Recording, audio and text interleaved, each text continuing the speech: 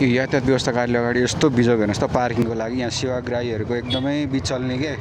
कता राख्ने बाइक के गर्ने कसो गर्ने यहाँ बाटोमा हिँड्ने मान्छेहरूलाई बाटो छैन कि अब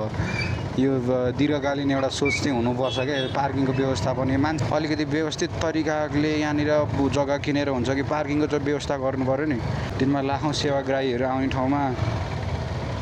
पार्किङको लागि यस्तो बिजोग क्या अब एकदम यो हुनैपर्ने काम हो यो 2-4 दिनको लागि मात्र यातायात व्यवस्था कार्यालय होइन क्या यो त 100औं वर्षको लागि यातायात व्यवस्था कार्यालय हो त्यो भएर चाहिँ अलिकति बुझेर पार्किङको सही व्यवस्थित व्यवस्थापन चाहिँ गर्नुपर्छ है यहाँनिर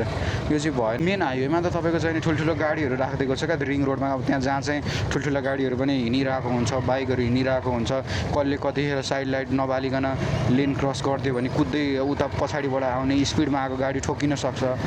दुर्घटनाको जोखिम छ होइन त्यो भएर अलिकति व्यवस्थापन चाहिँ हुनु पऱ्यो क्या यो भएन क्या